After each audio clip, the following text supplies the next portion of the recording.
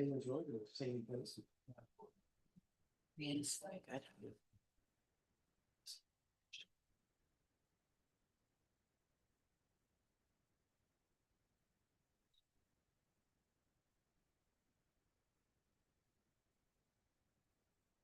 Good evening and welcome. I'd like to call to order our Lucan Biddulph Council meeting for Tuesday, February the 17th.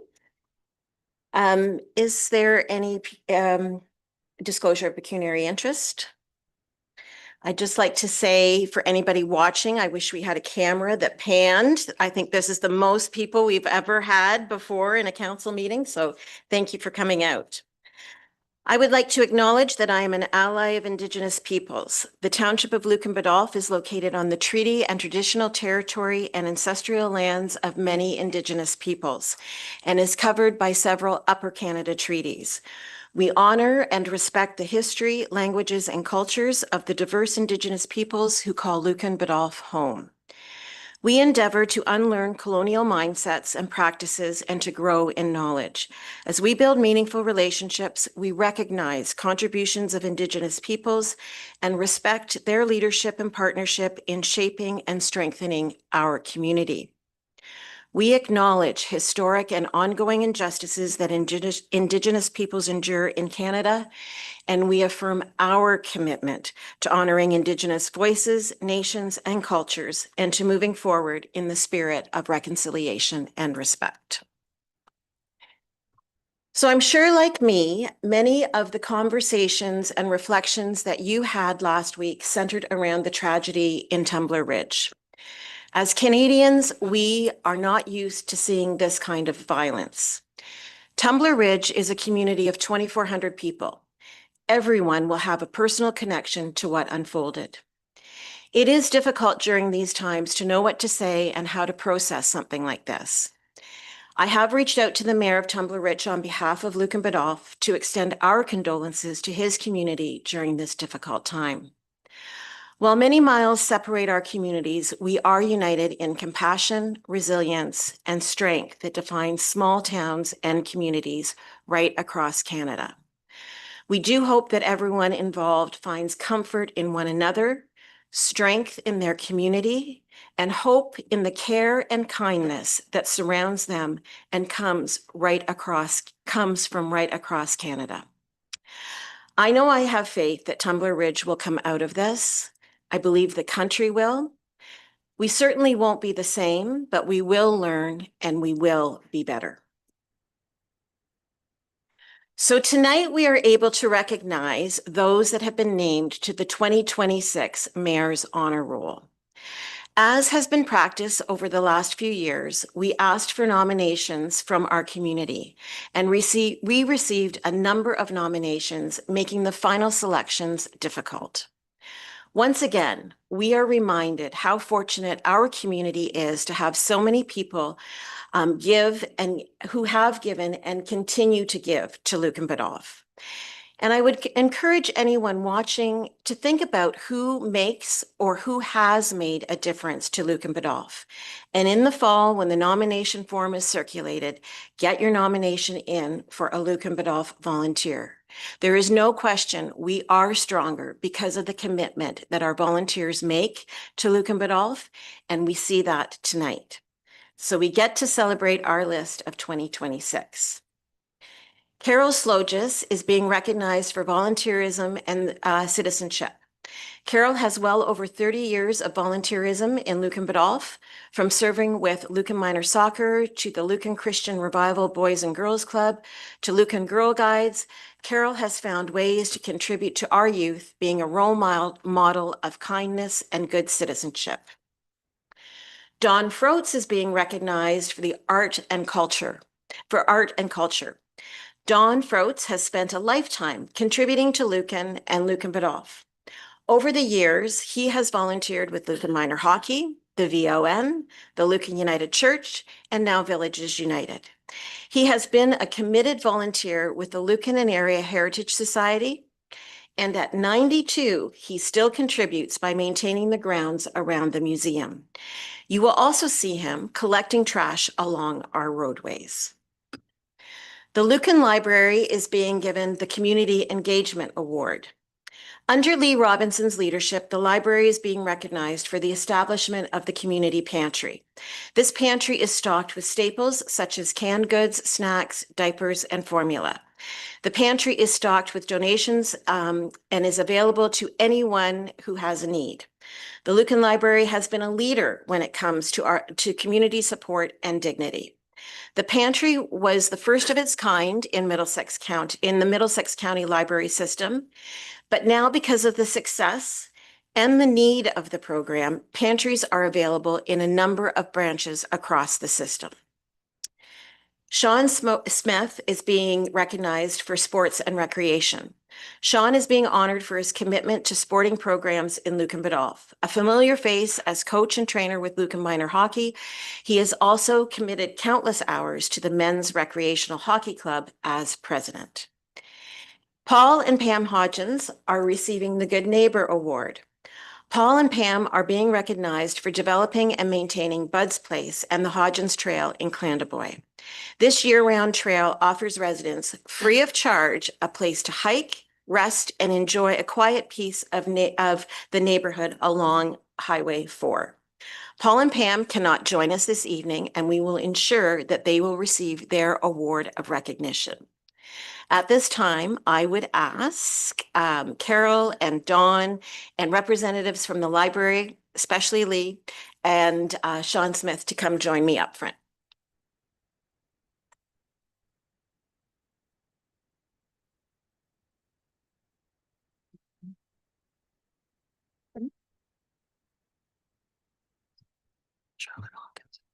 Oh, Charlotte, I'm sorry. Yes, I'm sorry. I thought maybe she was doing it different, separately or something. My goodness. And my mic, oh my goodness, I'm sorry.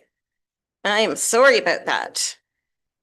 I'm gonna have to pull this up now. I am sorry, Charlotte. I have to find this. Charlotte's being recognized for the Youth Award, and it's for her work.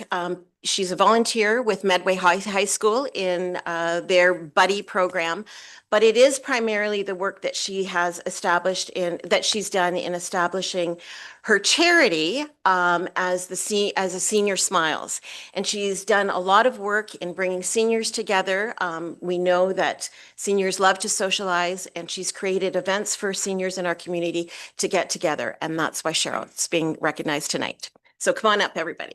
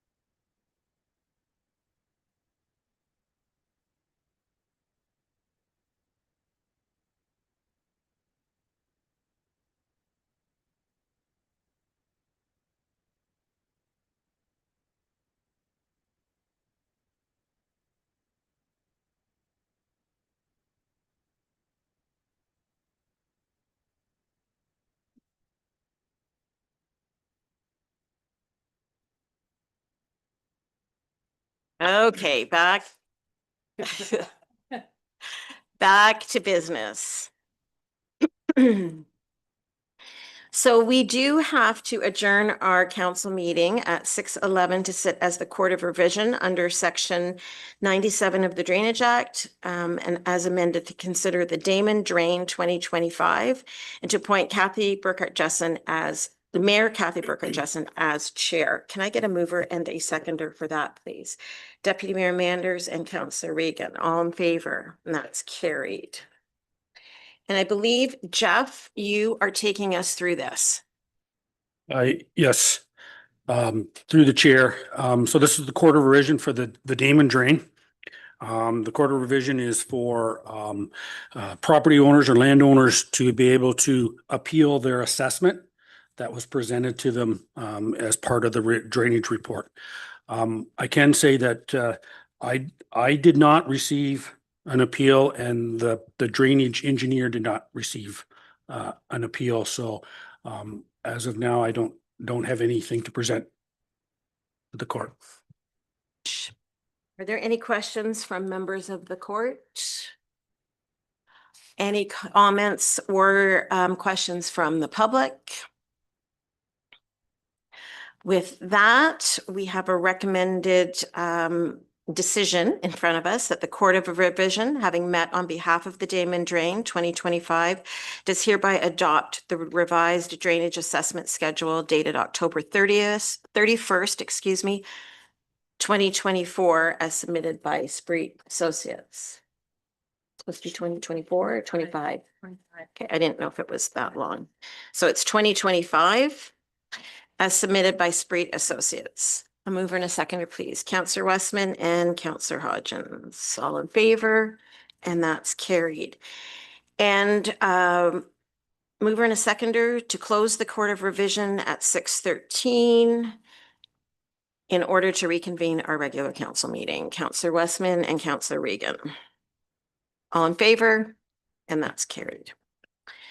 We have no delegations tonight, so that moves us right to the minutes. We have a set of minutes in front of us from February the 3rd. And if there's nothing to be amended or updated, or if council doesn't have any questions, I would ask for a mover and a seconder to approve those as circulated. Deputy Mayor Manders and Councillor Regan. All in favor, and that's carried. Got a few items on our consent agenda, and Councillor Regan, did you just want to pull 9.3 to discuss, or did you want to pull it to do something with it? Okay. Yep, for sure. You just need to put your mic on. Yes, that would work. Thank you. So when I was reading through it, I was just wondering with the Middlesex County Community Safety Zones, and they passed a bylaw where they can designate safety zones on county roads. I'm wondering if that's something that we should be looking at in the township. Can we do that? I know there's a couple of spots where we have just at the speed limits are 40. I'm just wondering if that's something that we need to look at, review. And do we have a bylaw that where we can designate these areas? Perhaps where we have a lot of buses stopping to pick up kids, that sort of thing. I'm just wondering, again, just a question on that. Thank you. Jeff, yes, thank you. Yeah, and through the mayor, we don't have a bylaw technically in place. We are following the safety, community safety kind of guidelines as we made our schools and our park zones 40 kilometers. However, and we are going to follow that up with traffic calming measures coming this year. The county is in a little different perspective in that their roads are much more commuter driven than our community back roads. So we can make decisions as we go along. However, and part of that though has been a discussion whether we want to create community zones, because that gives us a little extra ability to level fines, present educational programs, that sort of thing. So it's one of those things. We haven't introduced that program yet, or we haven't introduced a bylaw yet. We are trying to follow the guidelines that a safety program does have, but at this time we haven't implemented anything. Okay, all right. Like, no, I'm most okay. I just wanted to understand a little bit better, but as long as we're moving forward with something, right? Yeah, and I think once we get into the summer, when we get the traffic calming measures out there, I think we'll know better what we want to do. One of the things, though, I would point out to council in this portion is a lot of our speeding and our complaints come from the county roads. And I think in discussion with the county engineer and another school coming on Saintsbury, I think the good news here is that the county is open for community zone or community zone on their roads, which in the past, our hands have been tied on some of this stuff on the county road. So I think the positive part of this is not so much what we can put on our roads, because we've already been doing some of that. It's what we can do on where some of the speeding, we're finding it. Like, for instance, Saintsbury, we're finding 80% of the people are speeding, but if we go over to one of our other streets, we're only finding 5% are speeding. So I think as we move along, we'll see what we want to introduce into our community. But I think as we move along with what we're doing, I'm confident, we're on the right track. Okay. All right. Thank you, Jeff. Thank you for the opportunity, Your Worship. Were there any other items on the consent agenda that council wanted to speak to? Okay, then can I get a mover and a seconder to receive items 9.1 through 9.6 for information, please? Councillor Hodgins and Deputy Mayor Manders. All in favor? And that's carried. Correspondent, we've received 3 items. Did council want to speak to any of those? Okay, then if I can get a mover and a seconder to receive and file correspondence items 10.1 through 10.3, Councillor Westman and Councillor Regan. All in favor? And that's carried. On to committee reports. Blue Water. No, we haven't had a meeting. Thank you. CEDC. We will be meeting on March 5th, Madam Mayor. Okay, Lake Huron meets the first week in March. Fire boards, there is a Biddulph Blanchard Fire Board meeting on Thursday. ABCA. We have a meeting this Thursday. It'll be our first meeting of the year. Lots on the agenda, so an update at our next meeting. Parks and Rec. Yes, Madam Mayor, I have just a brief report. There's minutes attached. If there's any questions from the minutes, I'll be happy to answer. But if I may, just go over just the 3 items that we did discuss. One was about the community center stage, just a We haven't had in the budget that we were going to convert the stage to storage, and there was a portable stage that we have to replace that. The Parks and Rec Committee discussed that, and there was support for the need for the storage and moving forward with the project. Darcy Cook did tell us that there was going to be a RFP for the concession stand. The term of 3 years is up, so there's going to be a new that's coming out. And I may stand corrected, but I think that's going to happen between now and July is what I remember.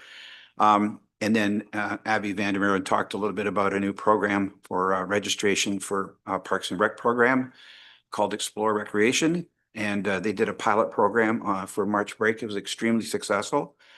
They talked a little bit about our summer registration, and we're taking a look at a posting. I think we've already posted student summer positions for our Parks and Rec and lifeguard programs or pool for the summer. And we do have our next meeting is May 21st. Thank you. Any questions for Councillor Regan? Okay, trails. Okay. On to staff reports. The first one up, Ron. Thank you, Madam Mayor. The first report I have, actually the only report I have before council tonight is with regards to the HAF2 grant, the Housing Accelerator Fund Round 2 grant. As council may recall, we were awarded $2,625,313.80 from this federal government program. It is to be doled out in 4 equal payments of $656,000 and change. And that's one payment each federal fiscal year. We've already received the first one. We won't receive the second one until after the next fiscal year, which is after March 31st. There is a funding report that is scheduled to be submitted by the end of this week, February 20th. As a result of that amount, which was very happy to receive that amount,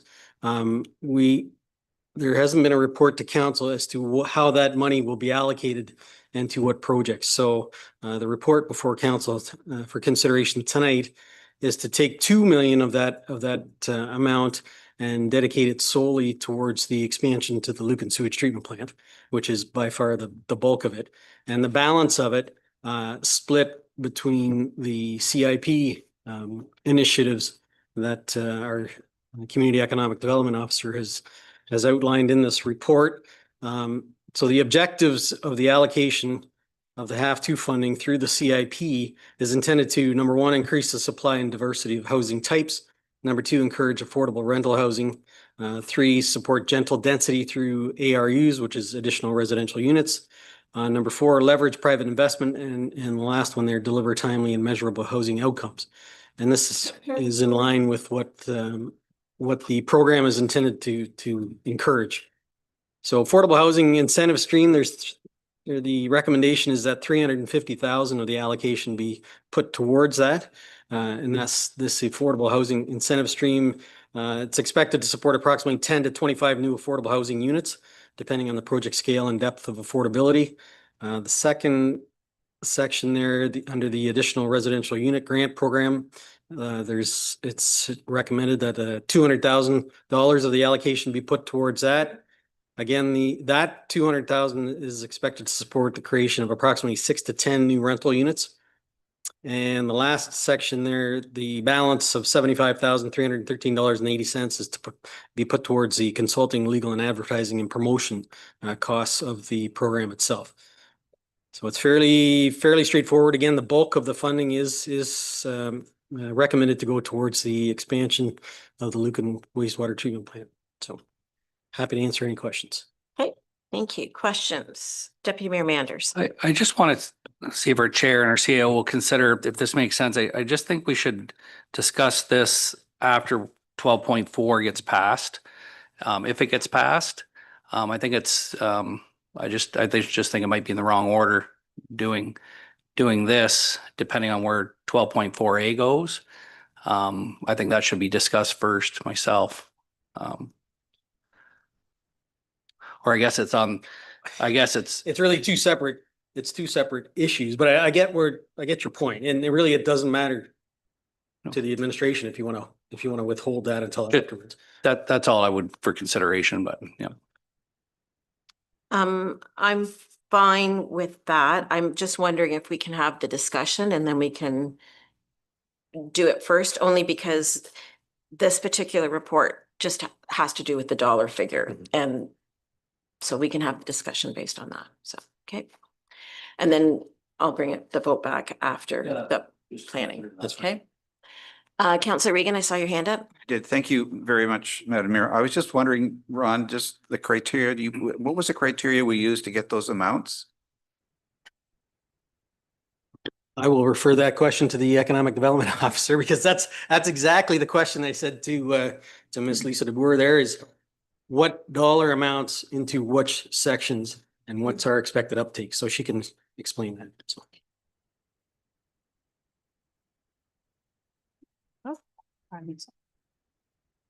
So a moment. There we go. There we go. Thank you. Through the Madam Mayor. So that's assuming each grant, each program is maxed out under each category. So you can do the construction grant, the planning, all of those things have a grant amount. So it's assuming that each application is maxing out each one of those subcategories under affordable housing or under the ARUs. So when you max out everything, that's kind of what you're left with. If they were able to apply every single category to their application. All right. Madam Mayor, if I may, two points that I didn't mention that I should mention. So the amounts that are noted in the report is a maximum. Okay, and I remember a discussion I had with the deputy mayor that we wanted to cap it at a certain amount to make sure that it doesn't go over and overspend. So that's why the recommendation is worded the way it is. It's capped 200,000 for the one section, 300,000 for the other section. Those are capped. If we don't use those amounts, if at the end of, in year 3, for example, it's very apparent that we're going to be underspent in those areas, what we save on the one, I say save, what we don't spend on those allocations can be reallocated towards the sewer treatment plant expansion. So that's the good news. So. No, I'm okay. I'm good. Thank you. Just on Councillor Regan's question, Lisa. So for the affordable housing stream and the ARU program, you've broken down how many units you think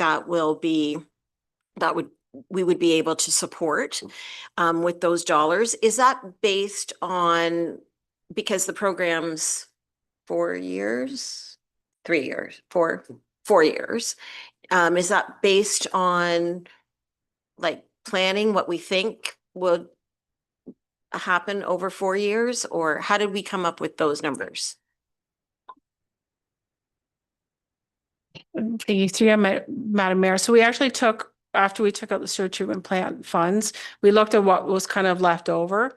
And we said, okay, if this is allocated to ARUs and affordable housing, how many units can we get out of that amount of money? If we spread it out over, our funding program, that's how many units we could possibly get. Not saying we will get them, but like Ron noted, if we only get 2 or 3 over the number of years, it can be reallocated again somewhere else. I was just going to add, Madam Mayor, that's why the promotion end of it is so important, because the people don't know about it until we promote it. So we have to promote it, and we're going to try and get the message out there that there are these incentives to do these types of developments from within our community improvement plan.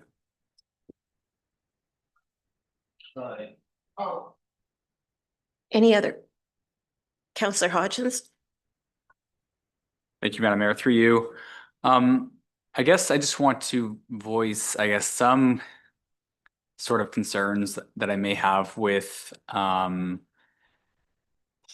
use of the funds as grants. And I think we've talked about the complexity of the CIP under these affordable housing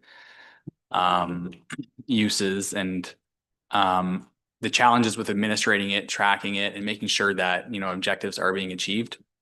So I'm just wondering, maybe just, you know, getting some more information on how this will be administered and how we'll ensure, you know, the proper checks are in place. So we know that, you know, these funds aren't going out until, you know, those objectives are achieved, or maybe some clarity around that. And maybe it's around the proper agreements being set up for when grants are being applied for and approved. I just think it's really important that, you know, everything's very transparent and the money's being, you know, properly allocated when it's applied for. So maybe just some comments on that discussion. Sure. Thank you. Through you, Madam Mayor. So as we noted, like at the last meeting, especially between those two, obviously affordable housing and the ARUs, it'll go through a process, obviously, that involves planning, that involves public works, a number of, you know, departments within our and building permits that'll have to review all of these applications before they're even approved. So it will go through processes. And then for the affordable housing part, there will be agreements that will have to be drafted up. We'll work with the county in developing those agreements when we do get the first one comes in, hopefully. Like I said, there will be ironclad agreements for those affordable housing unit projects as well.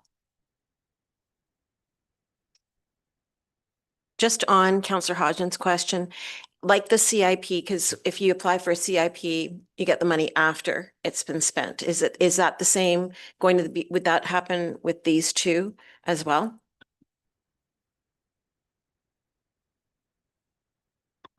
Okay, thank you. And it's also just a comment, and I think I'm sure we'll get reports back to council, and that'll be important for us to just get, you know, stay on top of this and keep track of it. So that's it. Thank you.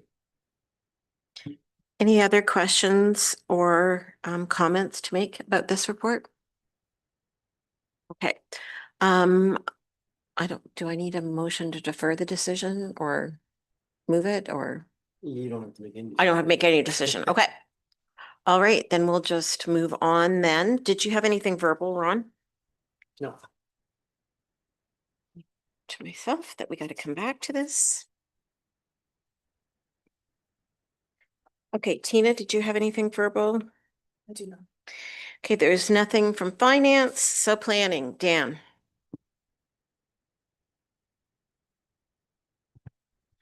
Through the chair, thanks, Madam Mayor, members of council. So tonight on the agenda, under staff reports, we do have the recommendation report for the zoning bylaw, the comprehensive update through the HAF initiative program.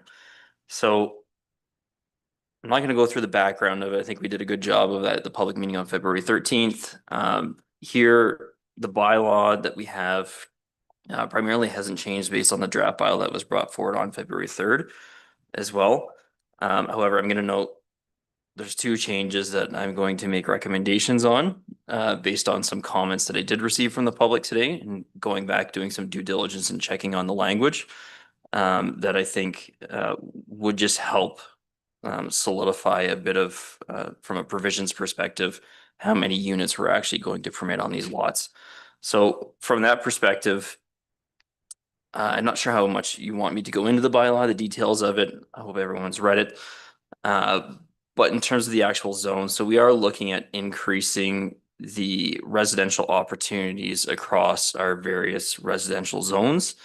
And a lot of that also is just a housekeeping amendment to align ourselves with the recent changes to the provincial planning statement, as well as the Planning Act. And then the more recent changes that the county has adopted to the county official plan amendment number 4.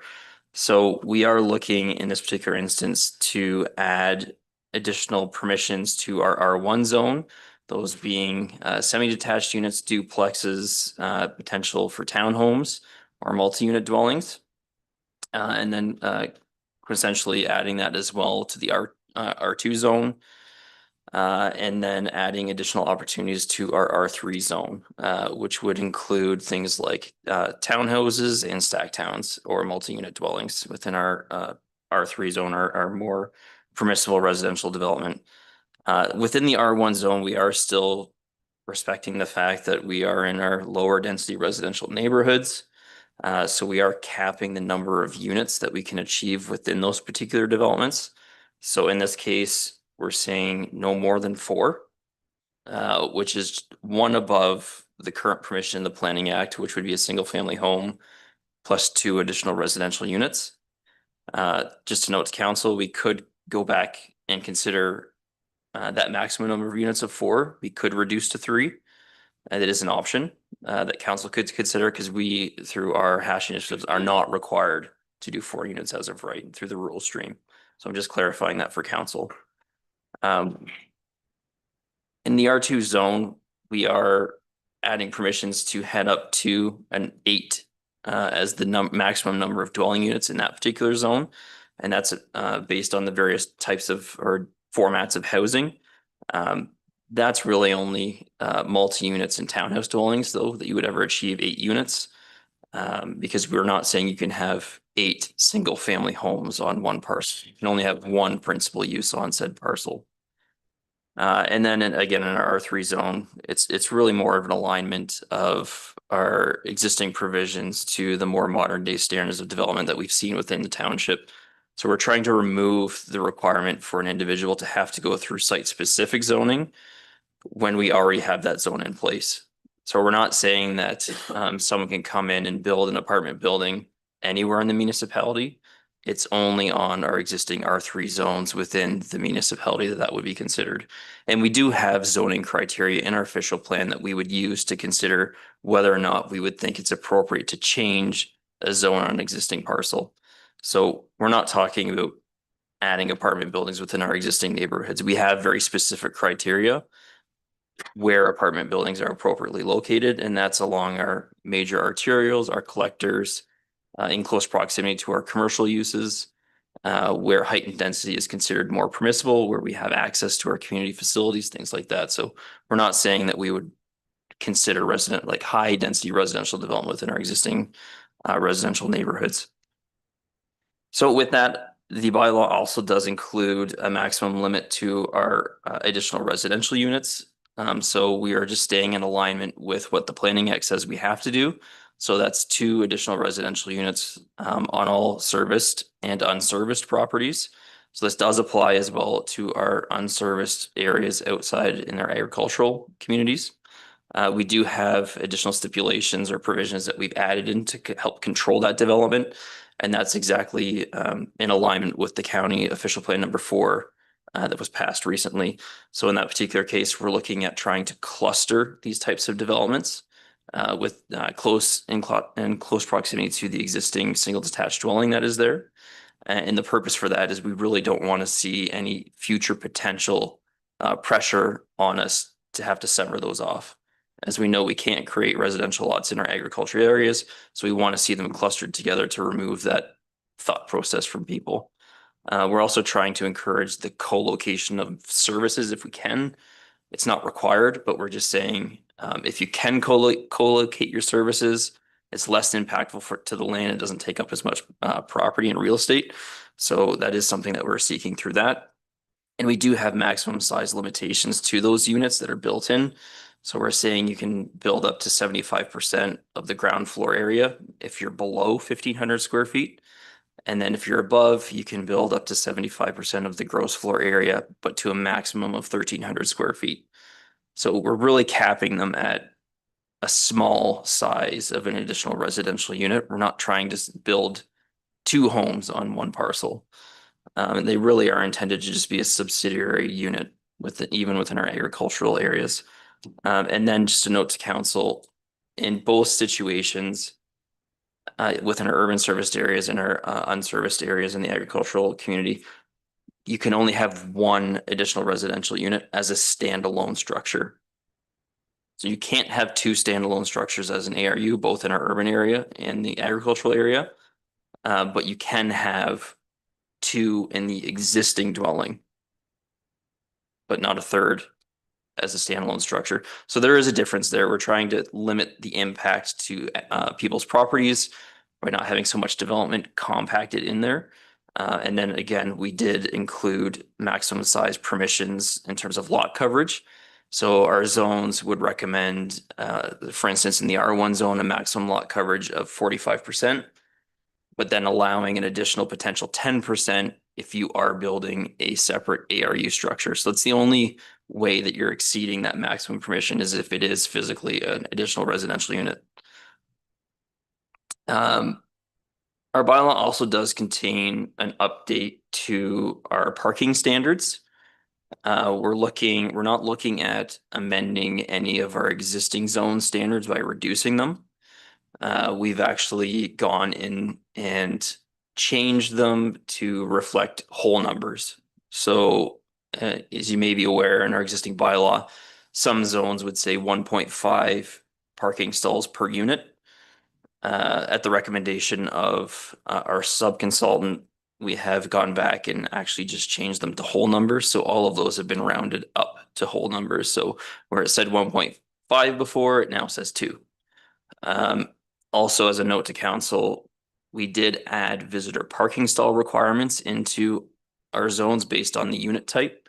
So we're saying in the R2 zone, where you can build cluster type housing, whether that be townhomes or a multi-unit dwelling, you would need to provide 1 stall per 8 units. So because in the R2 zone, we're limiting to 8 units, you would have to have 1 additional visitor parking stall beyond your 2 stalls that you need per unit. So we don't have visitor parking stall requirements right now in the bylaws. So that's just kind of an update that we have been doing that we're adding in to address that concern that we do have in the public. And then also in our R3 zones, where in our we're considering our apartment dwellings or higher intensity zones, we also did add our visitor parking requirement in that particular zone, and that being 1 stall per 10 units, which is what we've done in the past as well in Lucan. So all of our apartment sites right now, we add in site specific requirements in the zoning to add 1 visitor parking stall per 10. So we're just carrying that forward into this new zoning update. We also did add parking standards. So we don't have them right now, but we added in parking standards for seniors housing at I think it's 0.5 stalls per unit. I believe that's the case. And then similarly, the same for our affordable housing units. So we don't have a separate parking standard for affordable housing units. So we're adding that in now to address that. We've also added language in the bylaw that permits us to enter into shared parking agreements with other parcels. Again, this is not reducing parking per se between the sites because both have to provide their own parking. It just opens up the opportunity as if there's one site that has an abundance of parking, they could potentially park vehicles on that site. We will require legal agreements to be registered on title. The township would be party to those agreements, and they would be longstanding.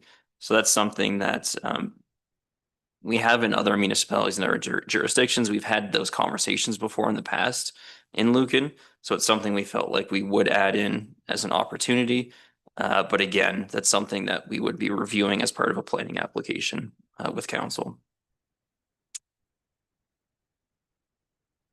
So in terms of bylaw updates, that's really kind of a gist of what this half bylaw is doing. I would note there was a bit of, I would say, leniency or interpretive language that someone could use, which was actually brought to my attention today when I was reading through some public comments.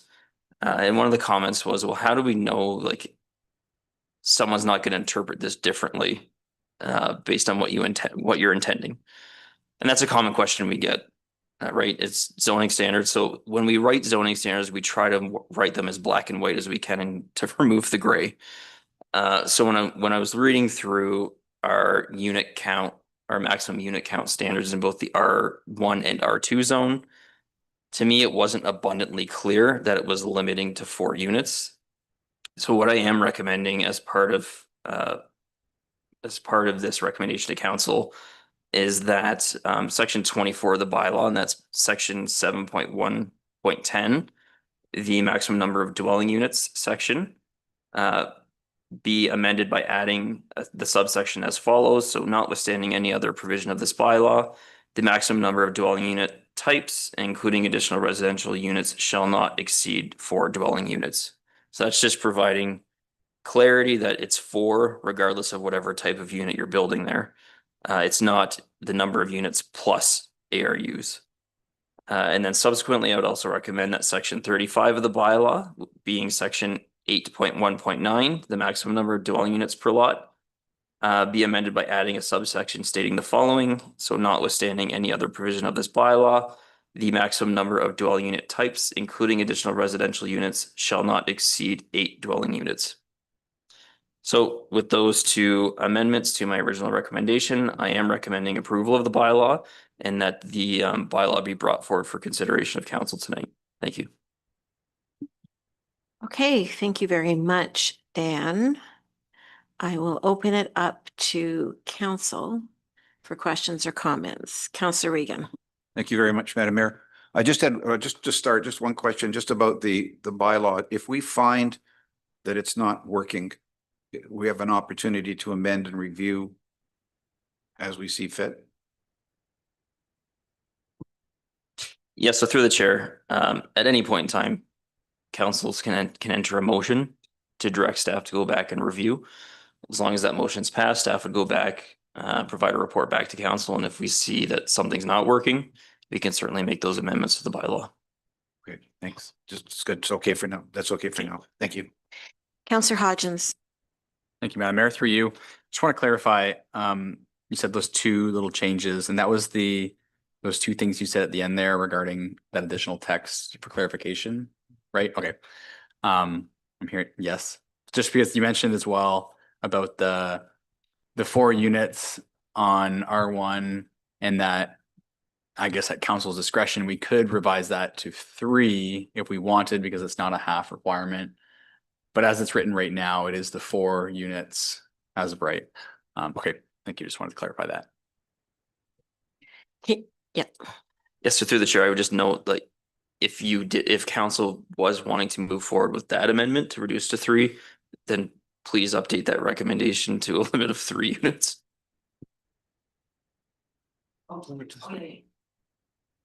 Yeah. Can you send us the new language for those 2 sections? Okay, can you, and you put it in the bylaw, can you just, can you also send it to us, just so I've got that, okay. Any other questions or comments? Oh, do you follow up, or, okay. You can go ahead, it's fine. The Thank you. deputy. Thank you, Deputy Mayor. I just wanted to ask about the ARU guidelines that are being developed, or the toolkit, and just to, is that something that we're developing in-house, or we're working with our planning consultants on that? And then just what is the status of that? I think it said in the report that it's ready to be released upon the bylaw. Is it ready to go completely and ready, or what's the update on that? Yeah, so through the chair, I would say it's about 99% complete. We're just going back and making sure that any of the bylaw standards don't change based on the recommendations that are provided here. So we have a number of provisions that state how we think they should be implemented. So we're just making sure that, you know, once the bylaw passes, no appeals, anything like that, okay, we're good, that the guideline will stay exactly. This is how you implement an ARU. And that really, that the intention of that document is to be a forward-facing public notice document saying this is how we can actually physically build ARUs. I would also say that the county is potentially working on a strategy to come up with potential plans for actual physical ARU units that people could take and develop. So we know that the federal government does have plans that they've put in place that people can use. Their building permit ready plans. This would be like a local context plan that is more in tune with what our local architecture is. So it's something that we're actively working on, hopefully at the county level. Thank you. Deputy Mayor? Yeah, I just, a couple of things. In the public comments, Amanda Jackman, certainly, I just want to give her a shout out that's the most respectful and comments I've seen in 15 and a half years. And that's awesome. No, they were great comments, and I thought Dan did a good job and not answering them a way that you maybe liked or not liked, but just answering them, which not trying to appease I don't feel yourself or not, just the way they were. I just didn't know if there was a 4 o'clock email I just thought was a well laid out with some questions and answer. I don't know if that's part of number 5 or not, but if it's not, maybe we could add that just if someone wanted to go back. Like today, we got a late email around 5 o'clock. I don't know if that's part of the agenda. If it's not, no, and if it's not, it would be nice if it could be added or somewhere, because I just thought that was some good not back and forth, but some laid out well. So if there was something missing from item 5 with public comments. Intent, I guess one thing I have with ARUs, or it's going to become a public works issue, I think eventually is going to be parking and amount of cars that this can create, even though they have spots, and whether it be friends or people staying overnight or weekends or parties or anything like that. Because, I even hear from small businesses that are set up legally and properly where neighbors are going across, talking to them and saying, we really like the people that are coming to your business to park further, like telling them where to park, because they're afraid their visitors are going to when they back out of their lane, where they're going to hit the people. And meanwhile, they're parking there legally. So I look at this expanded living on existing lots, that whether again, when they're getting the permits or our signage on the streets as far as no winter parking, I think we're gonna have to highlight that more as a community, because I think it's going to be a real issue, again, with what we tell the person, and then compared to how the use might turn out to be. So I want to make that comment. Okay, any other comments or questions? I appreciate here they come now. I can read the updates a little bit closer. No, I appreciate you updating that to clear up that language, Dan, at the last kind of hour. And I mean, I'm very supportive of this document. I think it cleans up a lot of areas that we have not formalized. We've been in the process of doing, but this will hopefully make things clear.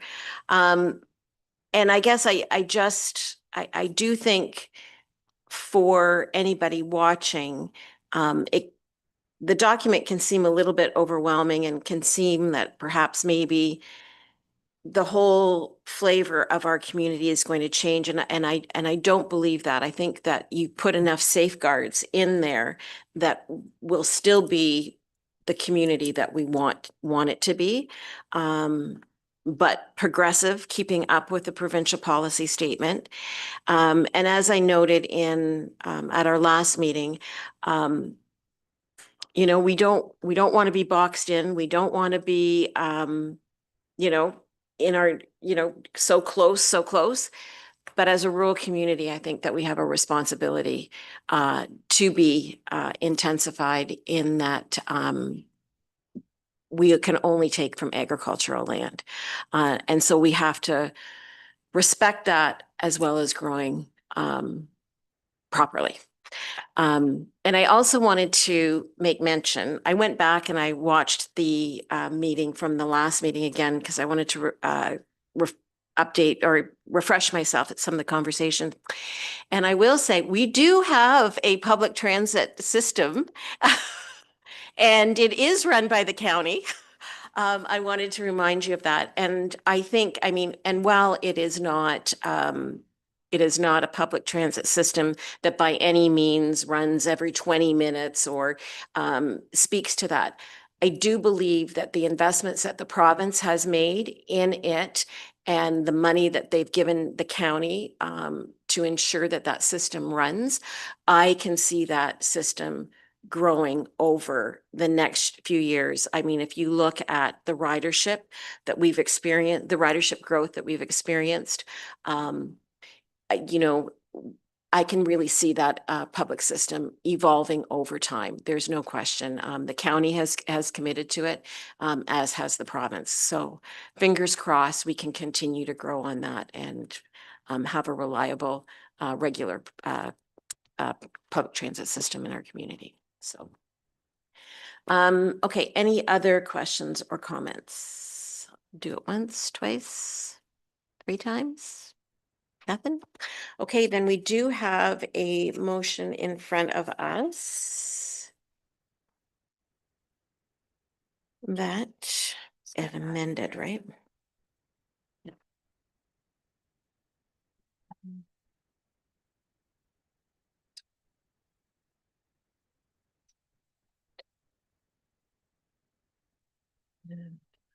Okay. So the motion in front of us tonight is that the council approve zoning bylaw amendment application Z-1-2026 as amended, and that the implementing bylaw be brought forward for consideration. A mover and a seconder for that, please. Deputy Mayor Manders and Councillor Hodgins, all in favor. And that is carried. So with that, did you have any other verbal comments to make? With that, we will go back to the CAO report. And that the motion that attached to that report that Ron presented.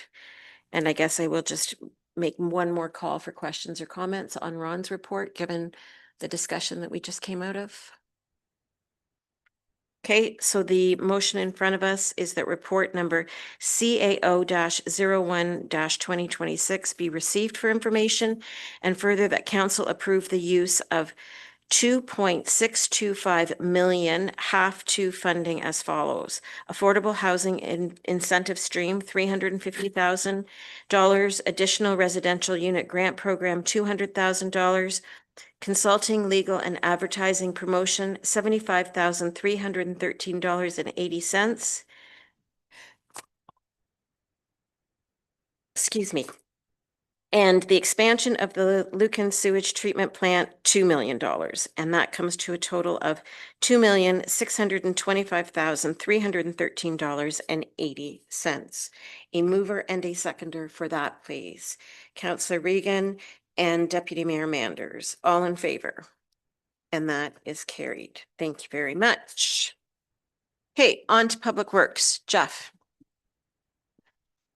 Thank you, Madam Mayor. I have 2 tenders. These are annual tenders that come to council. The first one is the dust control tender. And I'll just quickly go over. We are recommending we go with low bid. And this year it is Andmar. And the interesting here aspect to that is last year's winner was Denmark Brines, the second bidder in this process. They basically held their price from last year. So Andmar was very aggressive in their pricing and wanted us as a customer. We did do reference checks on it because we have not used them. South Huron has used them last year, and it came back a positive. So I have no reason not to take the low tender. So I'm presenting it to council as you see in the report. Okay, thank you, Jeff. Any questions on this? Deputy Mayor Manders? Just a quick comment. Just nice to see a couple of the tenders in closer than normal. That's good. And then also nice to see that both tenders you're reviewing today are under what we budgeted with the winter we're having. Thank you. Good. And through the mayor, it is nice to see that this one actually decreased, but I think it's because of some aggressive pricing. And the next one that I'll talk about again is coming in under inflation. So it is maybe a sign that contractors are sharpening their pencil a little bit in this day of an age. So. Has Andmar been around? Like, are they? I'm just curious why. I mean, we haven't I mean, we've always had a great relationship, obviously, with Denmark, but I'm just wondering why, are they new to the game? They have been around for a bit. I don't know the exact number, but they have been in the area for a number of years. They operate out of St. Mary's. And I noticed when we were doing the background checks, they do a different supplier of the material. It's a different well that they're getting the product from. So and again, when we did check with South Huron, they complimented the product and the service. So yeah, in discussions with the road supervisor, we really couldn't bring anything other than go with low tender. Yeah, it is great to see a local company like that. So good. Any other comments or questions? Okay, so you've got the recommended motion in front of us that we receive the report and that staff be authorized to accept the tender from Andamar Dust and Ice Control Limited for $88,266, excluding HST, for the supply and delivery of dust suppressant and road stabilization products for 2026. A mover and a seconder, please. Councillor Westman and Councillor Hodgins. All in favor? And that's carried. And your second report, Jeff. Yeah, the second tender is the gravel, maintenance gravel tender. And I should say, both of these tenders, the volume or the product that we are purchasing has not changed. So the tenders are comparable from last year to this year. So in this case, McCann Ready Mix did get the low bid. We are recommending we go with McCann's. We have used them in the past couple of years, and they've done a good job. So again, there is no reason why low bid should not be used, and it would point out that the increase was 1.5%, which is nice to see. Okay. Thanks so much, Jeff, for that. Any other questions or any questions or comments on that one? Nope. Okay, so our report, our recommendation is to receive that report and that staff be authorized to accept the tender for McCann Ready Mix for $175,340, which is $15.94 per ton, excluding HST, for the supply, delivery, and spreading of granular M gravel for 2026. A mover and a seconder, please. Councillor Regan and Deputy Mayor Manders. All in favor? And that's carried. Did you have anything verbal, Ron? Or Jeff? Sorry. No, I do not. Madam Mayor. Okay, thank you. Lisa, did you have anything from Economic Development? Okay. Other business, there is one item, I believe, as always. If there's anything that you want added to other business, please let Tina know. Councillor comments. Councillor Regan. Thank you very much. I just wanted to ask staff, just coming up for maybe for AMO, but for delegations, I'm just wondering, we had a discussion just about a letter of support for the arming the buses, school buses with cameras. And I'm wondering if there would be an opportunity or would it be worth it to perhaps have a delegation to either Attorney General or the maybe the Minister of Education? I don't know which one would be the more effective one. So I was just wondering at some point when those delegations come up, if that's something that council could consider. And I would be happy to take the lead on a presentation. So. Just a couple things on that, Councillor Regan. So the call for delegations for Good Roads came out. There's not a lot of ministries that will be at Good Roads. MMAH will be there. I believe Ministry of Transportation will be there and Ministry of Infrastructure. Those are the only ones that are confirmed. So we might want to consider that. But I do know that the OPP detachment board, like the OPP board, is coming, I think, the first meeting in March, and so like Chair John Brennan will be here, and I know that they discussed the bus cameras and everything at the meeting last week, and there's been maybe some discussion that maybe we can cluster these delegation requests, or that the OPP themselves might be taking a lead on some advocacy. So I don't believe that the delegation requests have come out for AMO yet, but if we can hold off maybe until the OPP come, we can learn some more information about that. You are a wealth of knowledge, Madam Mayor. Thank you. Thank you. That's all I have. Any other councillor comments? Councillor Westman. Yeah, we've had a little bit of warm weather in the last couple of days. It's melted a lot of snow. And I've heard from a few of my ratepayers in my ward about the unfortunate reality of dog ownership. So I'm just reaching out to our community to say, let's look after cleaning up after our dogs so that in the spring we don't get a lot of surprises. So thank you. Well, might be too late for that, but anyways, maybe Lisa can make a social media post just in general, but I would agree, and as a newer resident in Lucan, I would agree that it is surprising. Anyways. Jeff, I was wondering if maybe at the end of our winter season, you could bring us a report back on snow removal, how that went.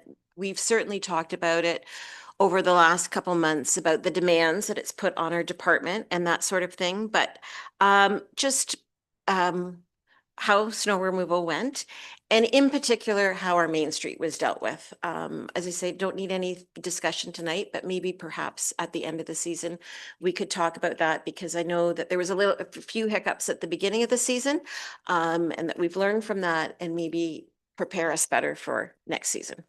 Yep, I think that'd be a great idea. Thank you very much. Okay, if there are no other comments, we'll go right into bylaws. There are two bylaws in front of us, and so the motion in front of us, and I will just say for anybody watching, the bylaw, it has to do with the Housing Accelerator Fund that we just spoke to, and the confirming bylaw. So the motion in front of us is that bylaws 09-2026 and 200-2026 be read a first, second, and third and final time and be adopted. A mover and a seconder for that, please. Councillor Hodgins and Councillor Regan, all in favor. And that is carried and resolved that the council meeting be adjourned at 6 minutes after 7. A mover and a seconder, Deputy Mayor Manders and Councillor Regan, all in favor. And that is carried. Thank you very much.